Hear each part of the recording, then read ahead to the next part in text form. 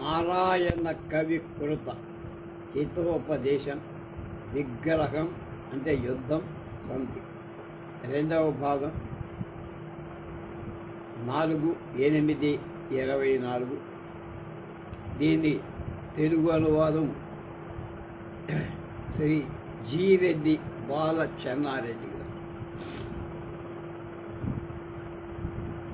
ఏవ ముక్తపతి దూతే యూధపతిర్భయాదిదమః ప్రణీధే ఇదం అజ్ఞానతః కృతం పునర్న తత్ర గవిష్క దూత ఉవాచ యజ్జేవం తదత్ర సరసి కోపాత్ కంపమానం భగవంతం శశాంకం ప్రణమ్య ప్రసాద్య చ గచ్చ తతస్తేన రాత్రౌ యూధపతిం నీత్వా తత్ర జనే చంచలం చంద్రబింబం దర్శయిత్వా స యూధపతి ప్రణామం కారిత ఉక్తం చ తేన దేవ అజ్ఞానాం తదేన అపరాధః కృతః తతః క్షమ్యత నైవం వారాంతరం విధాచతే ఇత్యుక్త్వా ప్రస్తాపితః తతో వయం బ్రూమః వ్యపదేశేపి సిద్ధి స్యాత్.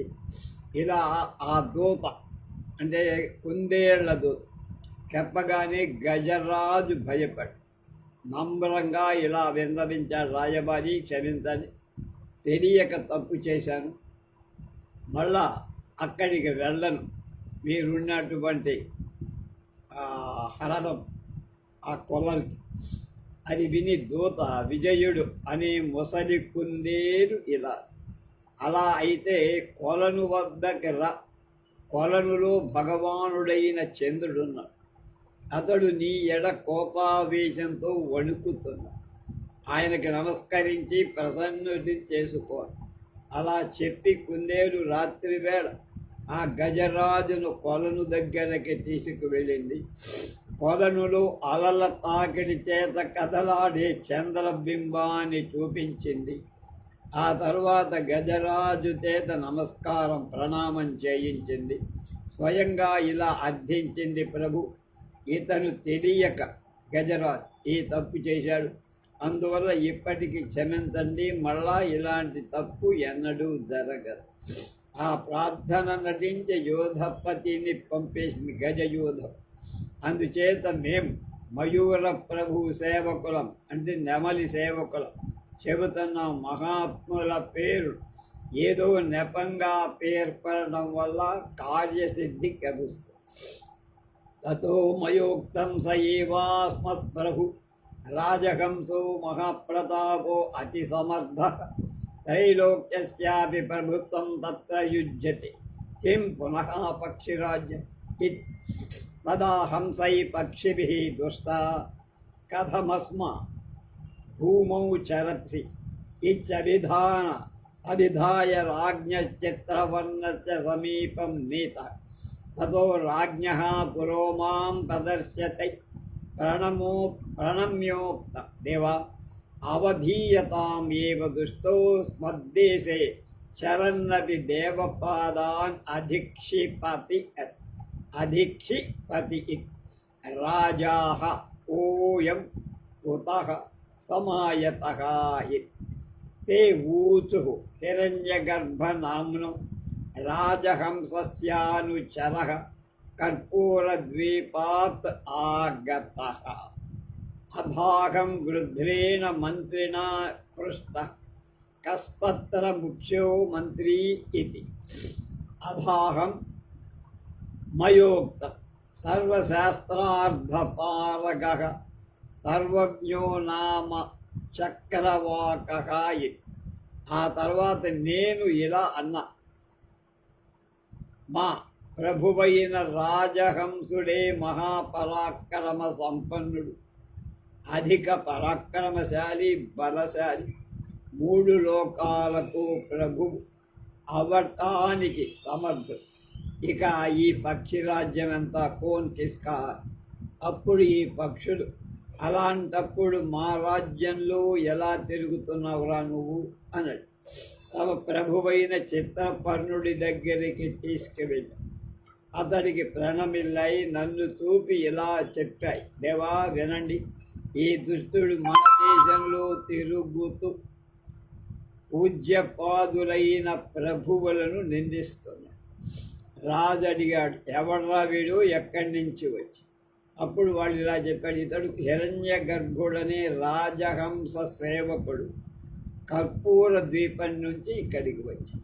అప్పుడు మంత్రి అయిన గద్ద ఇలా నన్ను అడిగింది, అక్కడ ముఖ్యమంత్రి ఎవరు? అందుకు నేను ఇలా చెప్పా, సర్వజ్ఞుడు అనే చక్రవాక పక్షి. అతడు సర్వశాస్త్రాలు సమగ్రంగా అధ్యయనం చేసిన మేధావి. గృధ్రో బ్రూతే యుజ్యతే స్వదేశేజోసౌ యతః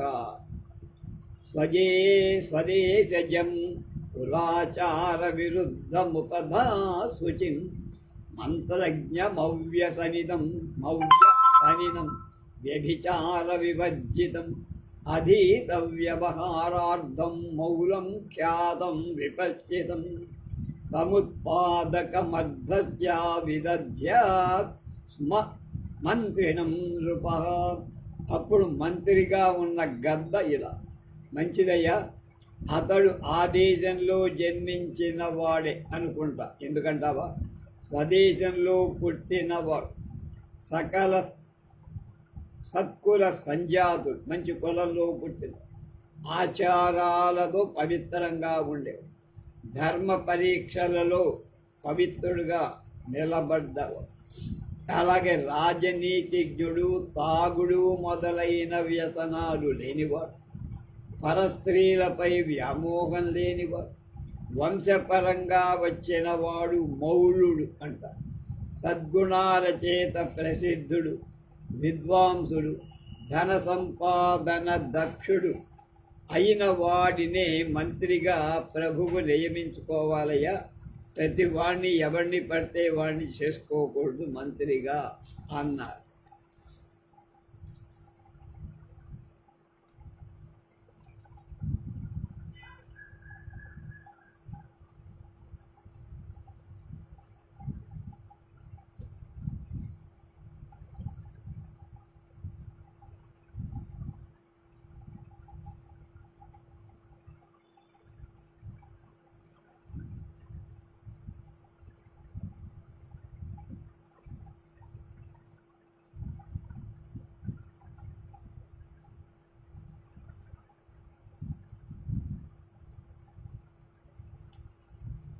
అత్రాంతరే శుకేన ఉక్తం, దేవా, కర్పూరద్వీపాదయో లఘుద్వీపా జంబూద్వీపాంతర్గతాయ అతస్తత్రాపి దేవపాదానామే అధిపత్యం తతో రాజ్ఞాప్యుక్తం ఏవమేవ యతః రాజా మత్తః శిశుశ్చైవ ప్రమదాధనగర్వితః అప్రాప్యమపి వాంఛంతి కిం పునర్లభ్యతేపి యత్.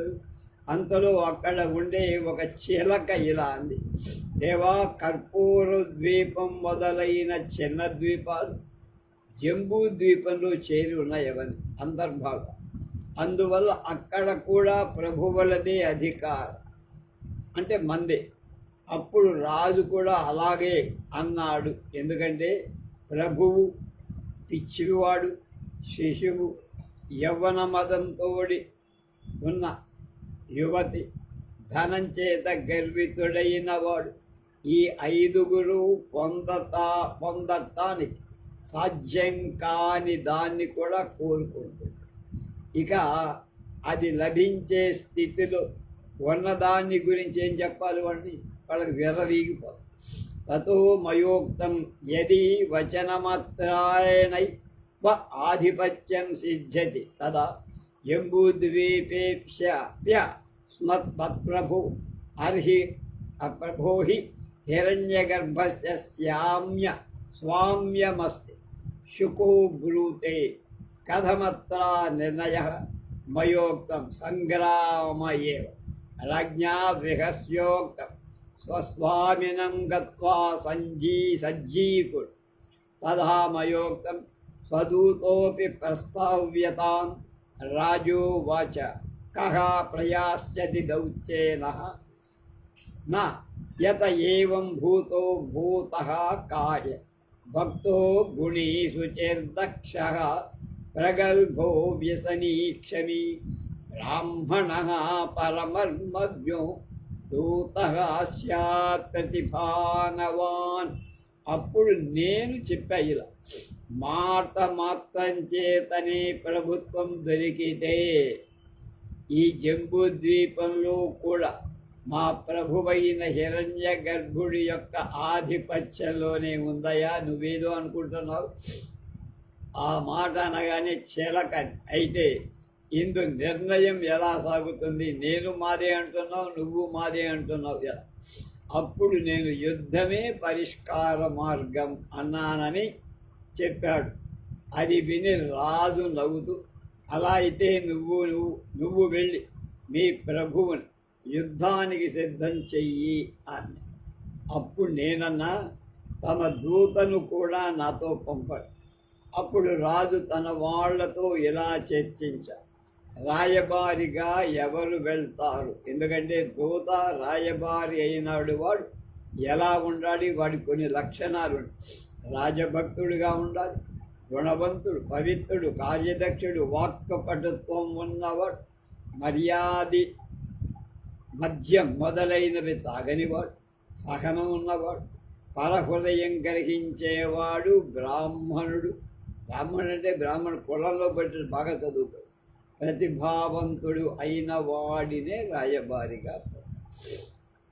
గృధ్రో వదతి సంచేవ దూతా బహవ కింటు బ్రాహ్మణ ఏవ కర్తవ్యః ప్రసాదం కురుతే పత్యు సంపత్తిం నాభివాంఛతి కాళిమాత్ కాలకూటస్య నాపైతీశ్వర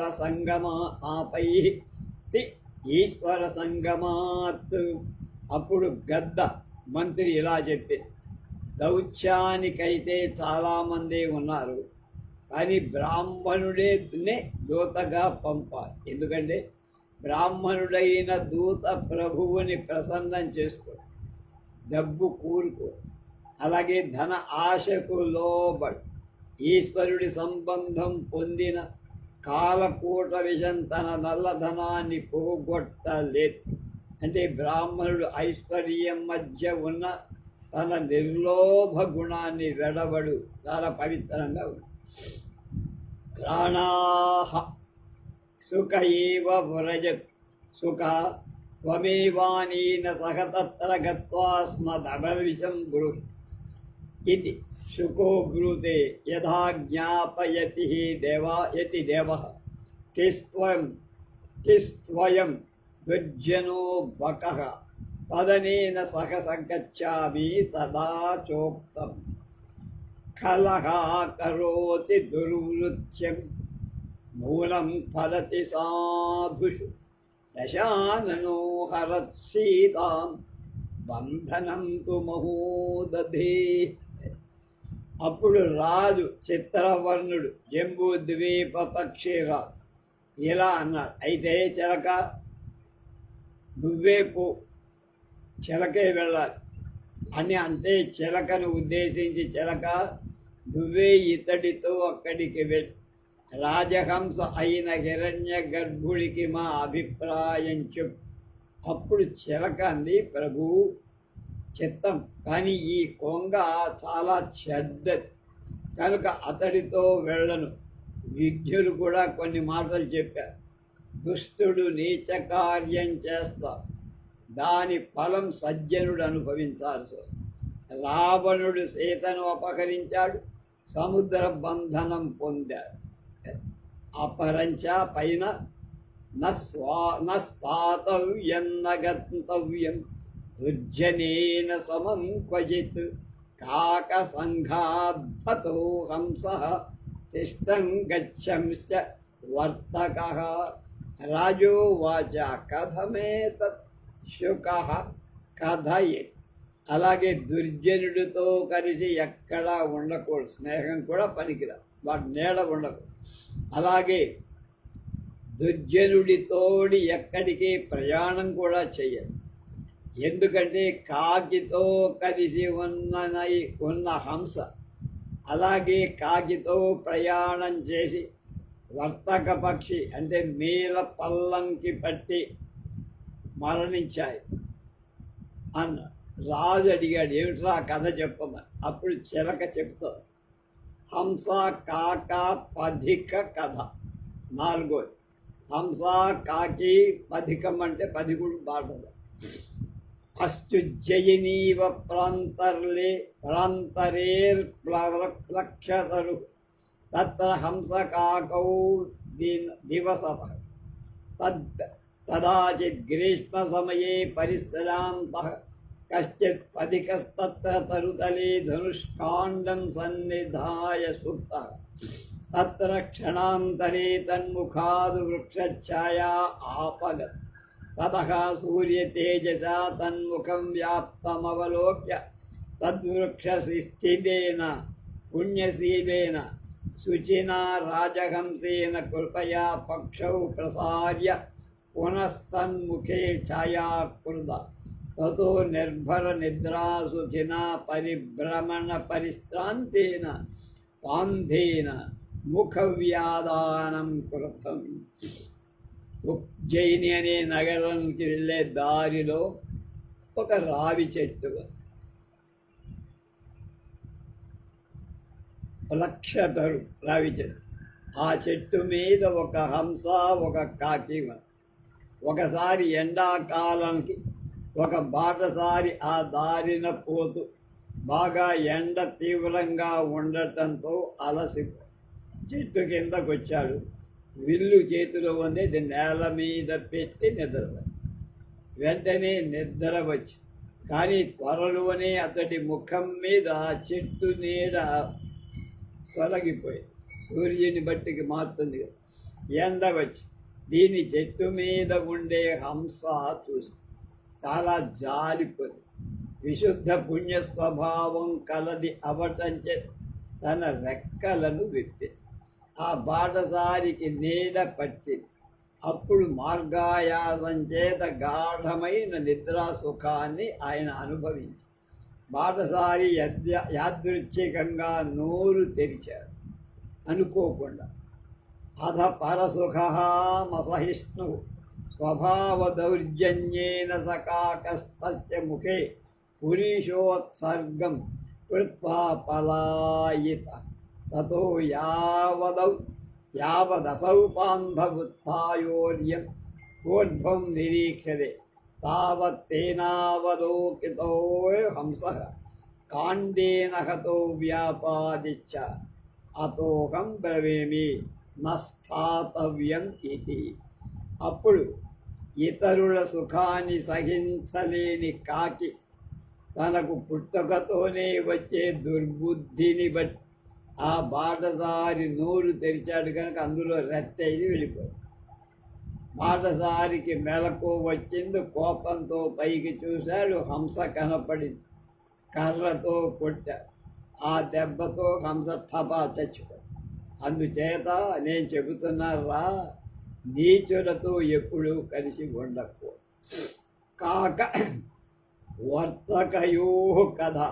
ఐదవ కథ కాకి మీన పల్లంకి పిట్ట కథ. దేవ వర్తక కథామపి కథయామి శ్రూయత. ఏకత్ర వృక్షే కాకా వర్తకౌ సుఖం నివసత. ఏకదా భగవతా గరుడస్య యాత్రా ప్రసంగేన సర్వే పక్షిణః సముద్రతీరం గతః తతః కాకేన సహ వర్తకశ్చరితః అధ గచ్చతో గోపాలస్య మస్తకస్థితః అధిభాండాద్ వారం వారం తేన కాకేన దధి ఖాద్య తతో యావదసౌ దధిభాండం భూవౌ నిధాయోర్ధ్వం అవలోకతే తావత్తేన కాకవర్తకౌ దృష్టౌ తతస్తేన దృష్టః కాకః పలాయత. వర్తకః స్వభావ నిరపరాధో మందగతి స్థేన ప్రాప్తో వ్యాపాదితః అతోహం బ్రవీమి న గంతవ్యం ఇచ్య. దేవా వర్తక పక్షి, దాని పేరు మీన వల్లంకి పిట్ట అంటారు. ఆ కథ చెప్తా, ఇందాక అన్నా కదా, వినండి. ఒక వృక్షం మీద కాకి మీన వల్లంకి పిట్ట సుఖంగా కాలక్షేపం చేస్తారు. ఒకసారి తీర్థయాత్ర ప్రసంగంగా దేశ సంచారం చేస్తూ భగవానుడైన గరుత్మంతుని దర్శించటానికి సముద్ర తీరానికి వెళ్ళి, అప్పుడు కాకితో వర్తక పక్షి కూడా వెళ్ళి, ఈ పక్షులు రెండు వెళ్ళే దారిలో ఒక గొల్లవాడు నెత్తిన పెరుగు కొండ ఉంచుకొని పోతుంది. కాకి అది చూసి మాటి మాటికి ఆ పాత్ర మీద వాలడం, పెరుగును ముక్కుతో అందినంత తినటం, ఎగరటం చేస్తూ గొల్లవాడు ఇది చూశాడు. పెరుగు పాత్ర నేల మీద ఉంచాడు. పైకి కాకి మీనం వల్లంకి బిట్ట రెండూ కనపడి కాకి పారిపోయి జాగ్రత్త. వేగంగా పరిగెత్తే శక్తి లేని సహజ నిర్దోషి అయిన ఈ వల్లంకి పిట్ట అంటే వర్తక పక్షి మాత్రం వాడికి చెక్కింది, చంపేసి. కనుక అందుచేత నేను చెబుతున్నాను రా, దుస్తులతో ఎప్పుడూ కలిసి ప్రయాణం చెయ్యకూడదు, ఇది మోసం. తతో మయోక్తం భ్రాతః శుక కిమేవం బ్రూవీష్ మాం ప్రతి యథా శ్రీమద్దేవపాదాస్పదా భవా. సుఖేన ఉక్తం అస్త్వేవం కింటు దుర్జనైరుచ్యమానాని సమ్మతాని ప్రియాణ్యపి అకాల కుసుమానీవ భయం సజ్జనయంతి. దుర్జనత్వం చ భవతో వాక్యాదేవ జ్ఞాతం యదనయోర్భూపాలయోర్విగ్రహే భవద్వచనమేవ నిదానం. అస్యా చూడండి, ప్రత్యక్షేపి కృతే దోషే మూర్ఖః సాంత్వేన తుష్యతి. రథకారో నిజాం భార్యాం సజారాం శిరసా కరోత్. రాజోక్తం కథమేవ శుకః కథయ. అప్పుడు నేను అంటున్నా, సోదరా శుకమా చిలక, ఇలా ఎందుకు అంటున్నావురా? నాకు శ్రీమంతులైన మహారాజు ఎలాగో నువ్వు కూడా అంది. చిలుక ఇలా అంది, అలాగే కానీ దుష్టులు చెప్పే మాటలున్నాయే, శాస్త్ర సమ్మతాలుగా తీయగా ఉన్నా అవి అకాలంలో పుష్పించే పుష్పాల్లాగా ఉంటాయి, ప్రాణం తెస్తాయి. దుర్జనత్వం కాని వాక్కుల వల్లే, దుర్జనత్వం నీ మాటల వల్లే అర్థమైపోయి. ఎలా అంటే, ఈ ఇద్దరు ప్రభువుల యుద్ధానికి నీ వాక్కే కారణం కదా.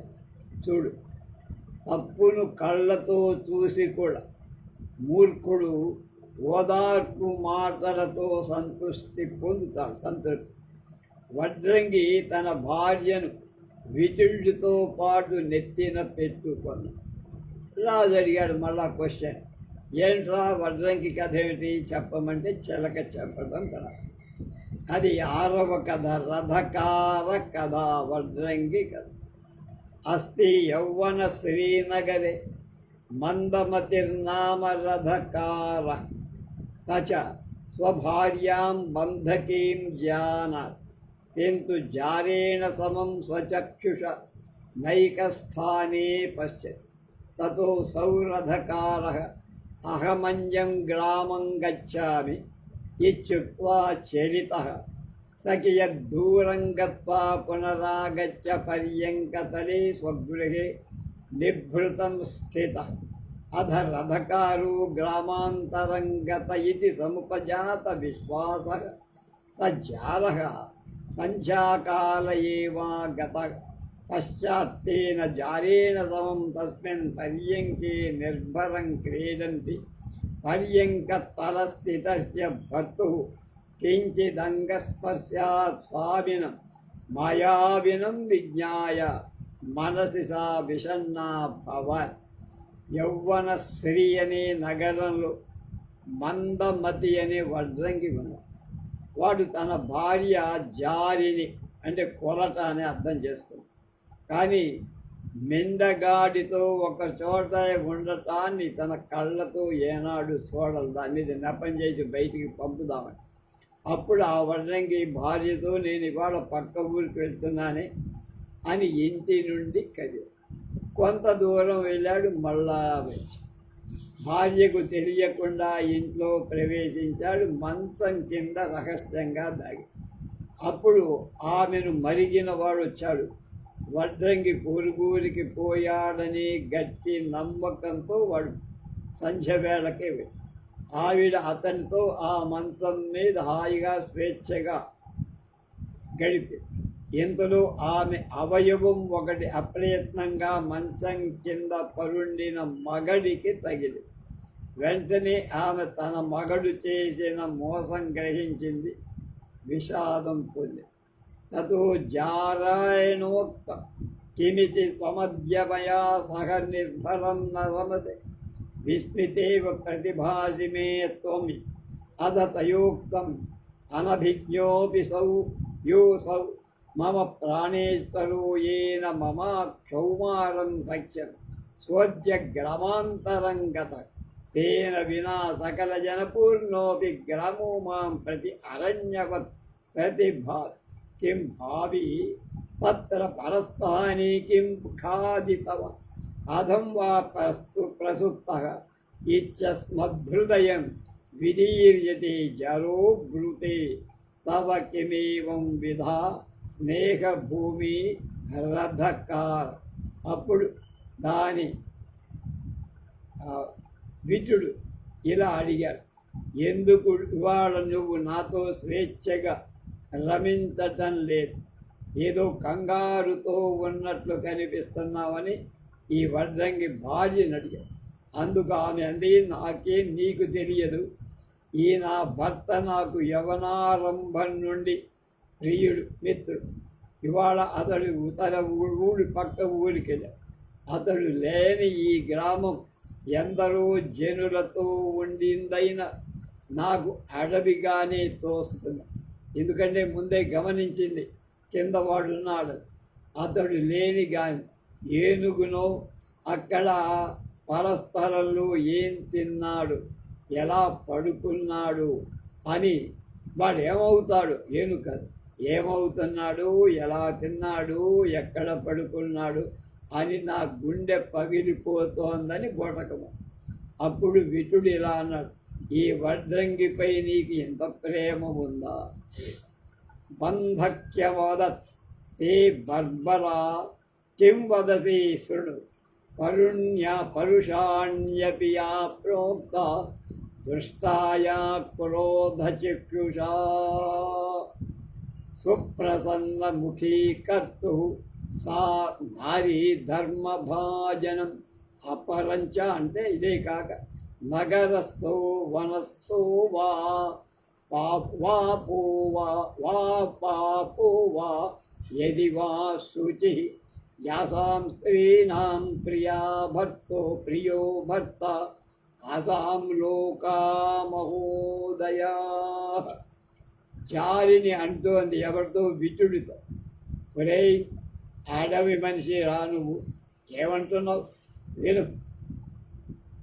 భర్త పరుషంగా మాట్లాడిన, క్రోధంగా చూసిన, ప్రసన్నవదనంగా ఉండే నారీమణి ధర్మభాగినవుతుందిరా. అలాగే భర్త నగరంలోకి వెళ్ళిన, వనవాసంలో ఉన్న, పాపి అయిన, పుణ్యుడైన ప్రేమించే ఆడది సంపూర్ణ సుఖాలైన స్వర్గాది లోకాలు పొందుతుంది అని కవరింగ్ అంటారే. అన్యచ్చ భర్తాయి పరమం నార్యా భూషణం భూషణైర్వినా ఏషా విరహితా తేన భూషణార్హా న శోభతే త్వం చ జారః పాపమద్ మనోలౌల్యాత్ పుష్పతాంబూలా తదృశ కదాచిత్ సేవ్యసే కదాచిన్న సేవ్యసే చ సచహ పునర్మే స్వామీం మాం విక్రేతుం దేవేభ్యో బ్రాహ్మణేభ్యో దాతుం ఈశ్వర కిం బహునా తస్మిన్ జీవతి జీవామి తస్మరణే చ అనుమరణం కరిష్యామీతి ప్రతిజ్ఞా వర్తతే యతః. తిస్రః కోట్యోర్ధకోటి చ యాని లోమాని మానవే తావత్ కాలం వసే స్వర్గే భర్తారం యో అనుగచ్చతి. అలాగే భూషణాలు ఆభరణాలు లేకపోయి ఆడదానికి భర్తే ఉత్తమమైన భూషణ. నగ ఆమె భర్త. ఎన్ని భూషణాలు ఉన్న భర్త లేకపోతే ఆడదానికి అందం లేదు. నువ్వు జారుడివి, పాపబుద్ధివి. పూలను తాంబూలాన్ని ఒక్కసారి సేవించి వేరొకసారి సేవింపనట్టుగా నా చాంచల్యం తీరేందుకై నీతో ఒకసారి మాత్రమే రమిస్తా, వేరొకసారి రమించ.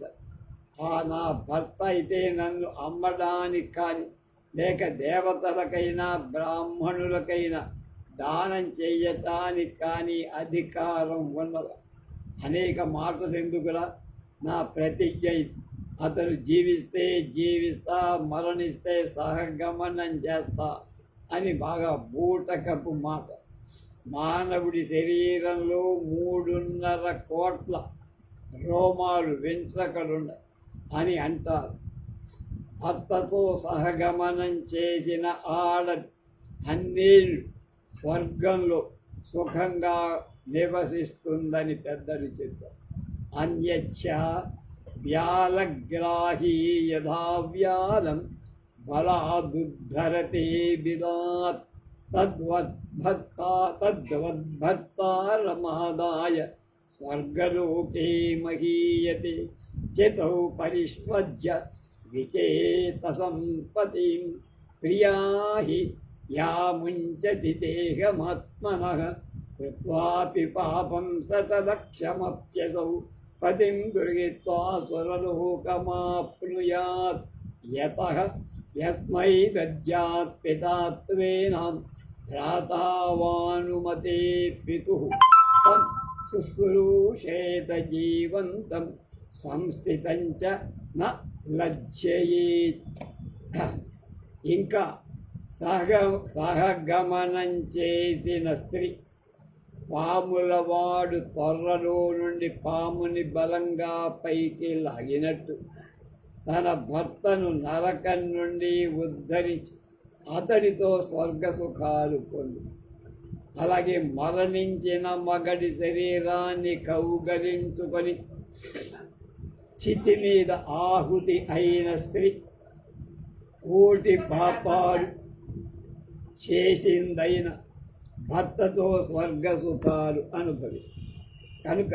ఎందుకంటే ఏ స్త్రీనైనా తండ్రి కానీ, తండ్రి యొక్క అంగీకారం చేత సోదరుడు కానీ ఏ పురుషుడికి అర్పిస్తాడు అంటే భర్తగా చేస్తాడు. ఆ పురుషుణ్ణి జీవితాంతం ఆమె సేవించాలి. అతడు మరణిస్తే మరణించాలి. ఏతత్ సర్వం శ్రుత్వా మందమతి, వాడి పేరే మందమతి. మందమతి స రథకారః ధన్యోహం యస్యేదృశే ప్రియవాదిని స్వామివత్సలా చ భార్య ఇది మనసి నిధాయ తాం ఖట్వాం స్త్రీ పురుష సహితాం మూర్ధినిం కృత్వా సానందం ననర్త అతోహం బ్రవీమి ప్రత్యక్షేపి కృతే దోషే ఇచ్చ అతోహం తేన రాజ్ఞా యథా వ్యవహారం సంపూజ్య ప్రస్థాపితః శుకోపి మమ పశ్చాద్ ఆగమనాచ్ఛంతాస్తు ఏతత్ సర్వం పరిజ్ఞాయ యథా కర్తవ్యం మనుసంధనీయం. ఇదంతా మందమతి అనే వడ్రంగి మంచం కింద ఉండే విన్నారు. అప్పుడు అనుకుంటున్నాడు, నేను ధన్యుణ్ణి, ఇంత మంచి భార్య నాకు దక్కింది, మనసంతా నాకే ఇచ్చింది, అలా ఇచ్చేటువంటి భార్య లభించింది, శరీరం వాడికి ఇచ్చిన అని అనుకో. ఆమె విటుడు ఉండేటువంటి మంచాన్ని అలాగే తలపైకి ఎత్తుకున్నాడు. ఆనందంతో నృత్యం చేశాడు. అందుచేత నేను చిలకని చెబుతున్నాను రా బౌద్ధుడా, దౌర్భాగ్యుడా, తప్పులు కళ్ళలో చూసి కూడా ఇలాగే ఉంటారు లోకం. అప్పుడు నాకు కొంగ అయిన నాకు ఆ మయూరరాజు చిత్రవర్ణుడు తగిన విధంగా ఆదరించి వీచుకోని చిలుక నా వెనకనే వస్తోంది, ఇదంతా గ్రహించి ఏం చెయ్యాలో విచారించండి.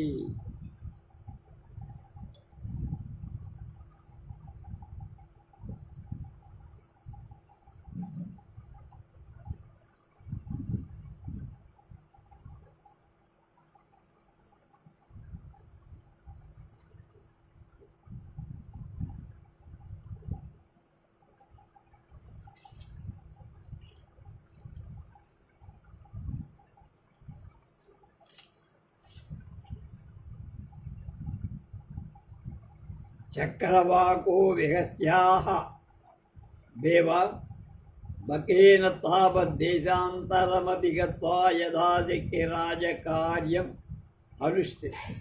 కింటు దేవ స్వభావ ఏష మూర్ఖాణాం యత్ శతం దద్యాన్న వివదేదితి విజ్ఞస్య సమ్మతం వినా హేతుమపి ద్వంద్వమేతన్మూర్ధస్య మూర్ఖస్య లక్షణం.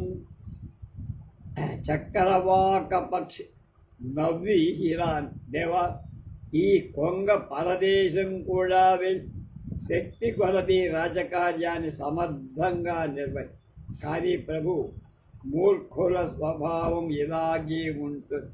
ఎందుకంటారా, 100 ఇవ్వచ్చు కానీ తగవు మాత్రం తెచ్చుకోకూడదు అనేది నీతివేత్తల మతం. శతం దద్యాన్న వ్యవధేదితి విజ్ఞస్త సమ్మతం.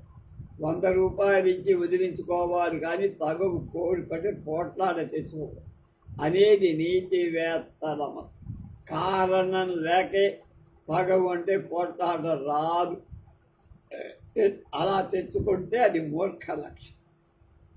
రాజాహ అలమనేనాతీతో పాలంభనే ప్రస్తుతమనుసంధీయతాం చక్రవాకో భృతే దేవా విజనే బ్రవీతి యత వర్ణాకార ప్రతిద్వానైర్నేత్రవక్త్ర వికారతః అభ్యూహంతి మనోధీరా తస్మాద్రహసి మంత్రయీత్.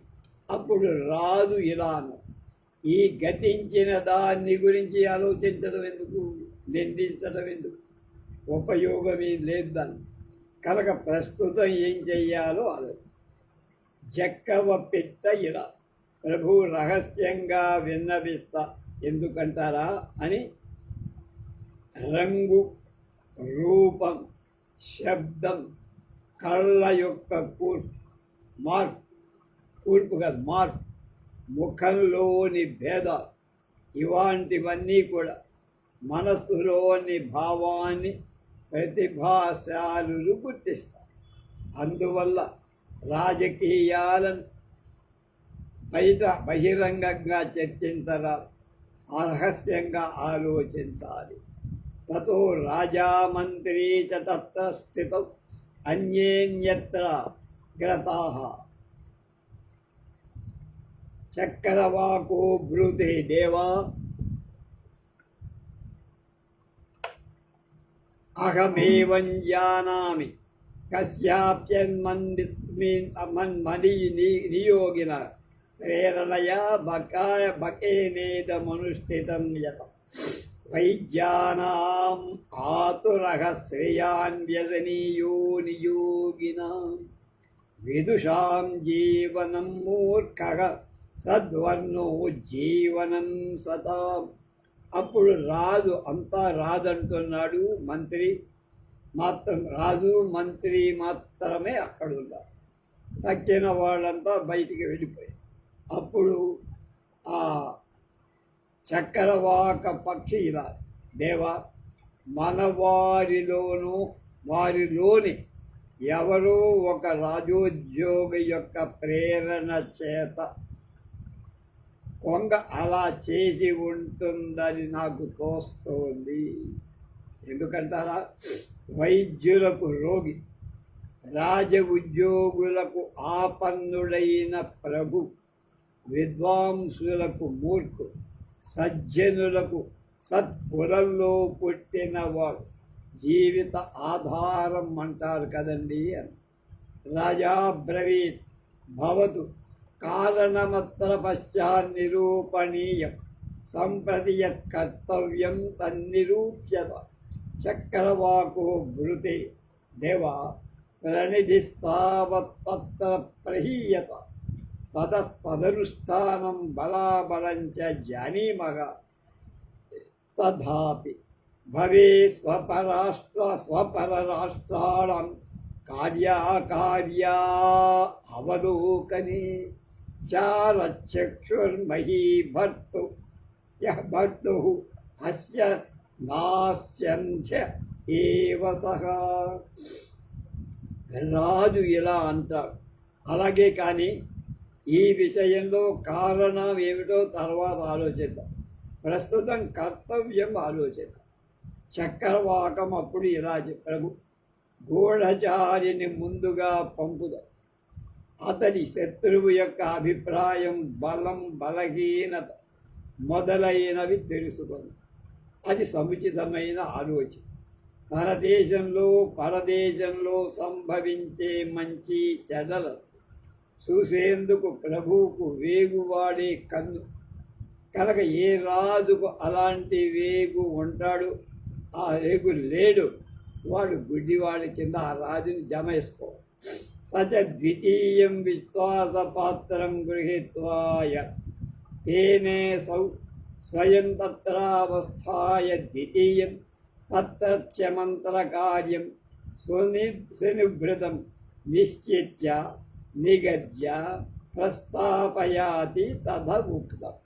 తీర్థాశ్రమసురస్థానే శాస్త్రవిజ్ఞానహేతున తపస్విన్ వ్యంజనోపేతై స్వచరై సహ సంవసేత్. అప్పుడు తనకు తోడగా మరొక నమ్మకమైన వాణ్ణి తీసుకొని వెళ్ళ. అక్కడ తాను కూడా అక్కడ అంటే శత్రుగ్రహంలోని మంత్రాలన్నిటి అంటే వాళ్ళ ఆలోచనలన్నింటినీ సేకరించి ఒక నిర్ణయానికి వాటిని రహస్యంగా ఈ రెండవ వాడికి బోధించి మనం పంపాం. విజ్ఞుడు ఇలా చెప్పారు. ఇలాంటి సందర్భంలో ప్రధాన గుప్తచరుడు తన సహచరులతో కలిసి ఏదైనా పుణ్యతీర్థానికి కానీ, సాధువులు సన్యాసుల ఆశ్రమంలో కానీ, దేవాలయంలో కానీ, లేకపోతే ముని వేషాలతో కానీ శాస్త్రాధ్యయనం చేసే నెపంతో ఉండాలి. అక్కడ నటించాలని.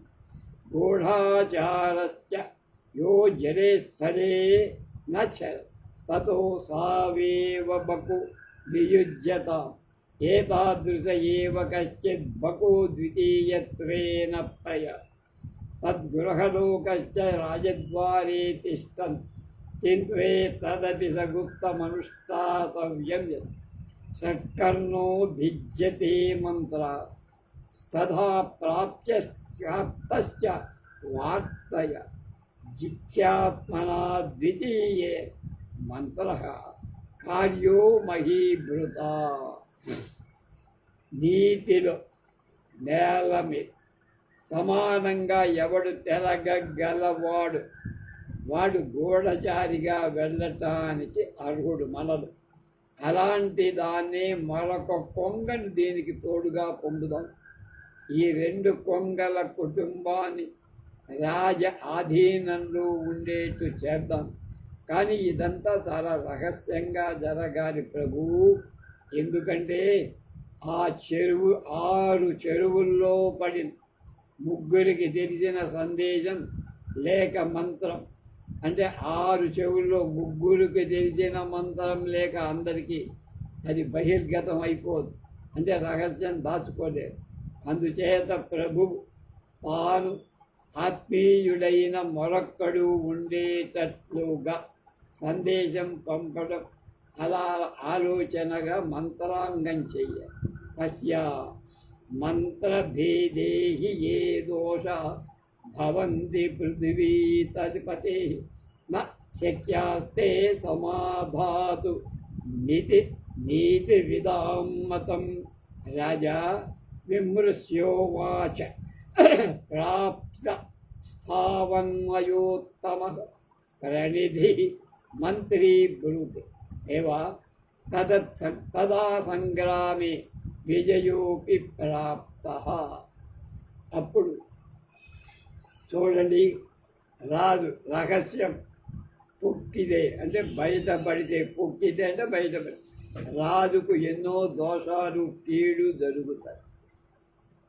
అలాగే దానికి అని చెప్పారు తత్వవేత్తలు, నీతివేత్తలు. రాజు విమర్శించి ఇలా ఆలోచించి, నాకు మంచి వేగు దొరికాడు. అందుకు మంత్రి ఇలా అన్నాడు, ప్రభు అలా అయితే యుద్ధంలో విజయం మందే అన్న. అత్రాంతరే ప్రతీహార ప్రవిశ్య ప్రణమ్యో వాచ దేవ జంబూద్వీపాత్ ఆగతో ద్వారి సుఖతిష్ట.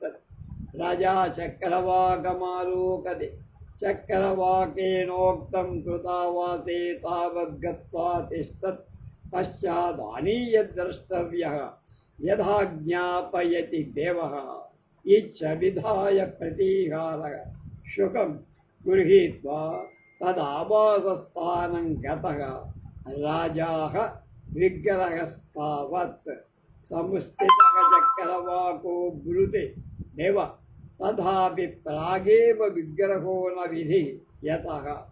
కిం సకిం భృత్యః సకిం మంత్రి య ఆదావేవ భూపతిం యుద్ధోద్యోగం స్వభూత్యాగం నిర్దిశత్య విచారితం.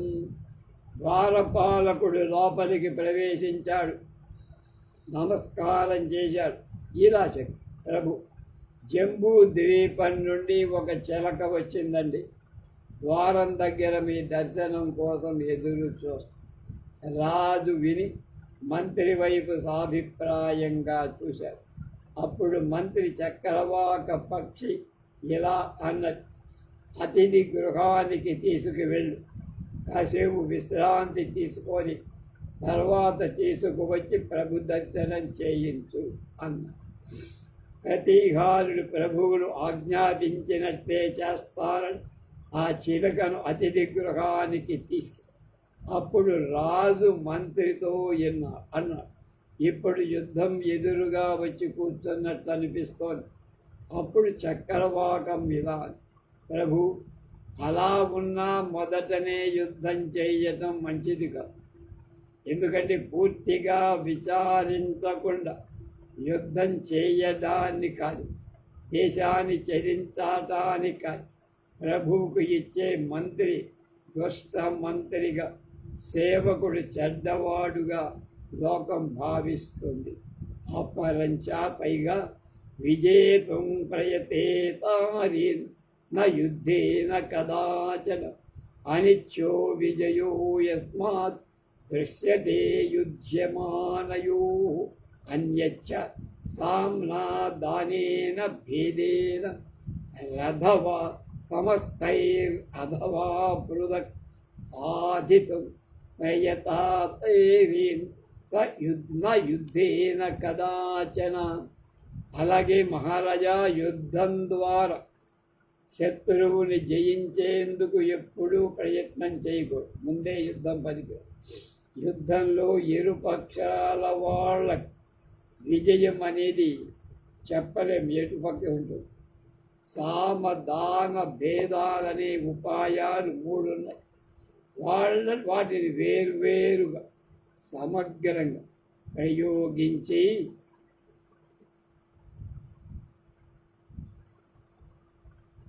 శత్రువును లొంగ తీయటానికి ప్రయత్నించాలి. యుద్ధం ద్వారా మాత్రం వద్దయ్యా అని. అపరంచ సర్వ ఏవ జనః శూరో హ్యనాసాదిత విగ్రహ అదృష్టపరసామధ్యః సదర్పః కో భవేన్నహి. కించ తథోత్థాప్యతే గ్రావ ప్రాణిభిర్దారుణాయధ అల్పోపాయాన్ మహాసిద్ధి రేతన్మంత్రఫలం మహత్. అంతేకాదు మహారాజా, యుద్ధం నెత్తి మీదికి రానంత వరకు అంతా వీరుడుగానే నాటకం ఆడతారు. శత్రు విక్రమాన్ని చవి చూసే వరకు ఎవరు గర్వంగా ఉండరు. అంతా చంపేస్తావాడు, చీల్చేస్తారు. అంటే అందరూ గర్వమే. యుద్ధం వచ్చాకే వాడి బలం ఏడదు.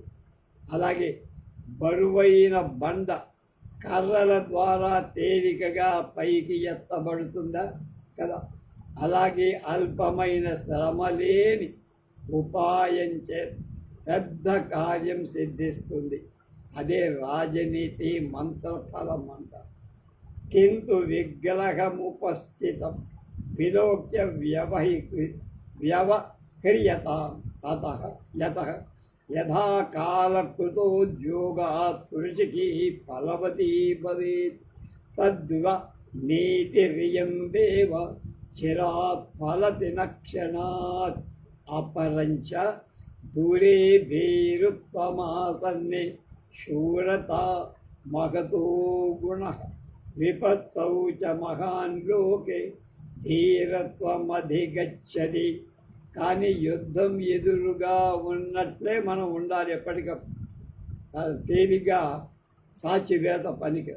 ఎందుకంటే రాజా, అదనుకు వేసిన పైరు ఋతుకాలంలో ఫలించినట్లుగా సకాలంలో చేయబడిన రాజనీతి ఉత్తరోత్తర ఫలవంతము. వెంటనే మాత్రం కాదు, అది గుర్తులేదు. అలాగే ఆపదలను దూరంగా చూసి భయపడటం, అవి దగ్గరకి రాగానే పరాక్రమంతో విజృంభించటం, అది మహాత్ముల యొక్క సుగుణం. కనుక ఈ లోకంలో మహాత్ములు ఆపదలో కూడా ధైర్యాన్నే పొంది ఉండాలి. అన్యచ్చ ఇంకా ప్రత్యూహ సర్వసిద్ధీనాం ఉత్తాపః ప్రథమం కిల అతి శీతలమప్యంబ కిం భవంతి న భూభృతః విశేషశ్చ దేవ మహాబలౌసౌ చిత్రపన్నో రాజా యతః బలినాశః యోద్ధవ్యమితి నాస్తి నిదర్శనం తద్యుద్ధం హస్తినాసార్థం నరాణాం మృత్యుమావహేత్. అలాగే ఉడుకుబోతుతనం, తొందరపాటు, హేస్టి అంట, కోపం అన్ని కార్యసిద్ధులకు విఘ్నం కలిగిస్తుంది. చాలా చల్లగా ఉండే నీళ్లు కూడా పర్వతాన్ని భేదిస్తోంది కదా ప్రవాహంతో. అంటే క్రోధానికి బదులు శాంతం పొందితే ఫలితం చాలా తేలిగ్గా దొరుకుతుంది. అలాగే ఆ రాజైన చిత్రవర్ణుడు చాలా బలవంతుడు. బలవంతుడితోనే యుద్ధం చెయ్యాలి. అదే నీతి. అనే నీతి కూడా ఏం లేదు. మానవులు ఏనుగుతో యుద్ధం చేయడం మృత్యువును ఆహ్వానించటమే కదా. అన్యచ్చ అంతేకాక మహాప్రభో స మూర్ఖః కాలమప్రాప్య యో వకర్తరివర్తతే కలిర్బలవతా సార్థం కీటపక్షోద్గమో యతః కించ కౌర్మం సంకోచమాస్తాయ ప్రహారమపి మర్శయేత్ ప్రాప్తకాలేను తు నీతిజ్ఞ ఉత్తిష్టేత్ క్రూర సర్పవత్. స్వామి ప్రభు, తగిన సమయం ప్రాప్తించక ముందే అపకారి మీద దాడి చేసేవాడు మూర్ఖుడు. బలవంతుడితో విరోధం పురుగులకు రెక్కలు రావటంతో సమానం. అంటే రెక్కలు వచ్చిన పురుగులు అగ్గిని మింగబోయి మరణిస్తాయి కనుక తమ సాగు తామే తెచ్చు. అలాగే బలవంతుడితో విరోధం మొత్తం కొంప కుల్లేరవటానికి కారణం.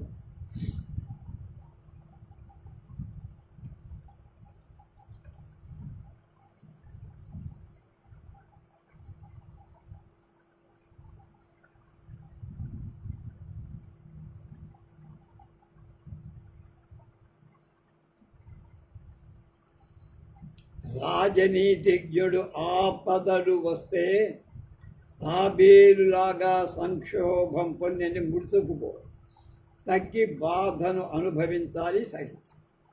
అవసరం లభిస్తే పరాక్రమ ప్రదర్శనకు యోగమైన ప్రాప్త కాలం రాగానే క్రూర సర్పంలాగా విజృంభించి మహచ్చల్పేప్యుపాయజ్ఞ సమమేవ భవేత్ క్షమః సమున్మూలయితుం వృక్షాం స్తృణానీవ నదీరయ్యః అతో ధూతోయం సుకోత్రా స్వాస్య తావంద్రియత యావద్దుర్గం సజ్జీక్రియతే యత ఏకం శతం యోధయతి ప్రకారస్థో ధనుర్ధరః శతం శతసహస్రాణి తస్మాద్దుర్గం విశిష్యతే.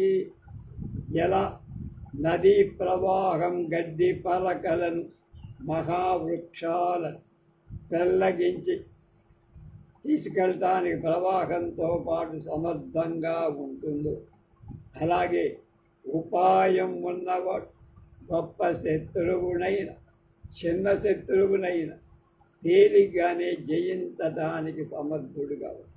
అందువల్ల కోట తయారు చేద్దాం. ఆ రాయబారైన చిలుకను మంచి మాటలతో ఊరడిస్తూ ఇక్కడే ఉంచేద్దాం దాన్ని. ఎందుకంటే కోటలో ఉండే వీరుడైన ఒక విలుకవాడు 100 మందిని ఎదురింపగా, 100 వీరులైతే 1,00,000 మందిని చంపేయ. అందువల్ల యుద్ధానికి కోట ఉండటం చాలా అవసరం. ముందు కోట తర్వాత ఇది. కించ అదుర్గో విషయ కస్య నారోహ పరిభవాస్పదం అదుర్గో నశ్రయో రాజ కోతచ్యుత మనుష్యవత్ దుర్గం కుర్యాన్ మహాఖాత ఉచ్చ ప్రాకార సంయుతం నయంత్రం సజలం శైర సరే స్మరువ ఆశ్రయం విస్తీర్ణతాది వైషమ్యం ధనధాన్యేద్ధ సంగ్రహ ధనధాన్యేధ్మసంగ్రహ ప్రవేశాశ్చాపసారశ్చ సప్తైతా దుర్గ సంపద.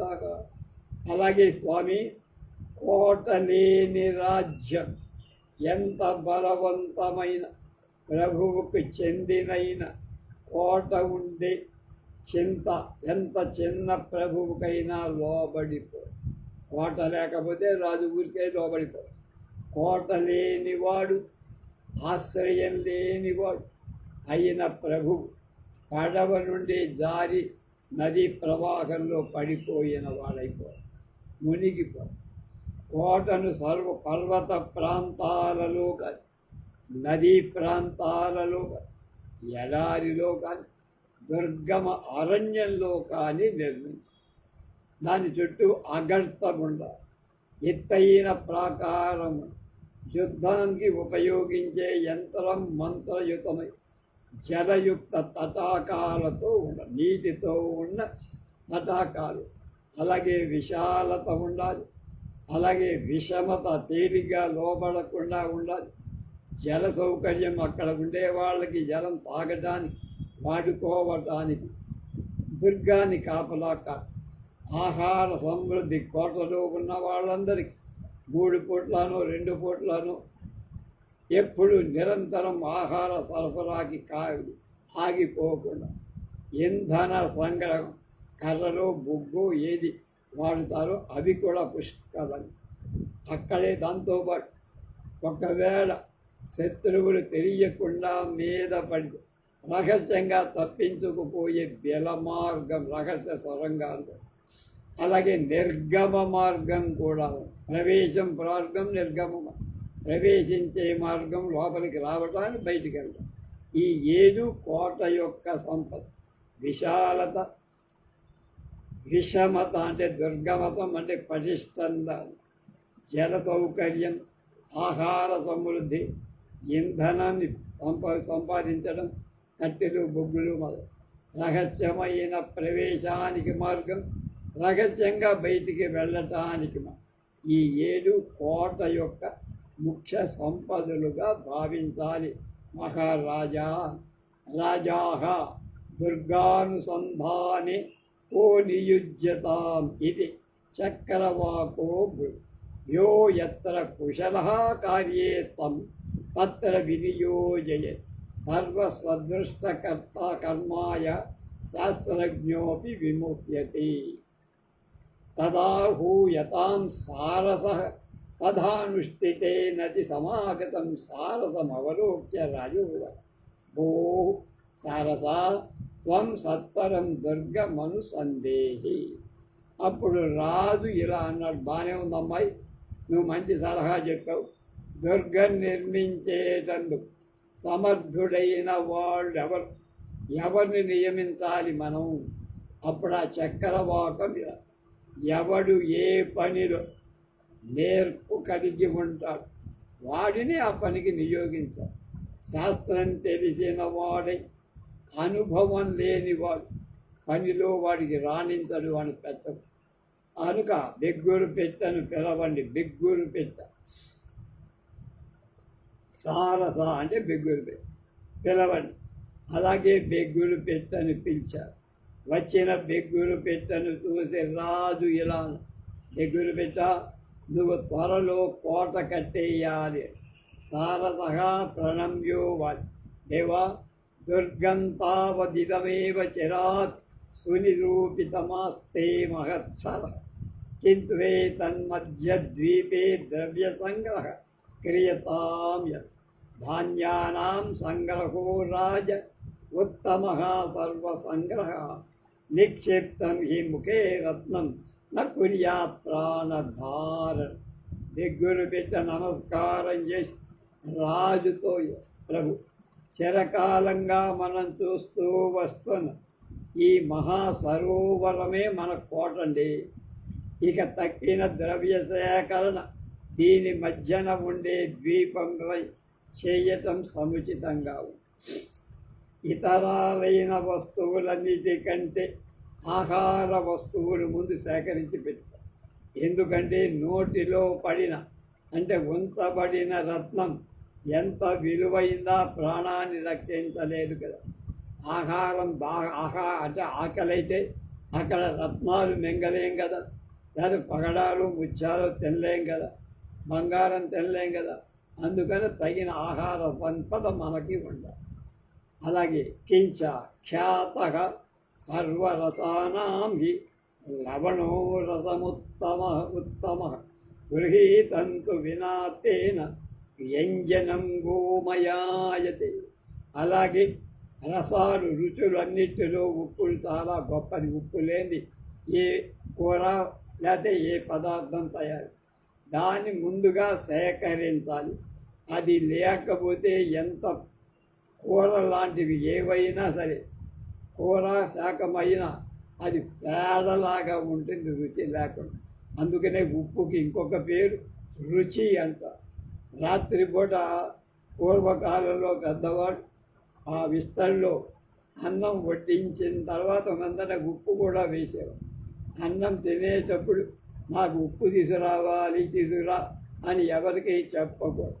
ఆ పేరు ఉచ్చరించకూడదు. పూర్వం మా చిన్నప్పుడు కూడా అలా రుచి తీసురా అని చెప్పారు. కనుక ఉప్పుకి ఇంకో పేరే రుచి. ఉప్పు లేకపోతే రుచి లేదు. మిగతా విషయాలు ఏం జరిగినాయి, ఎలా జరిగాయి రేపు తెలుసు.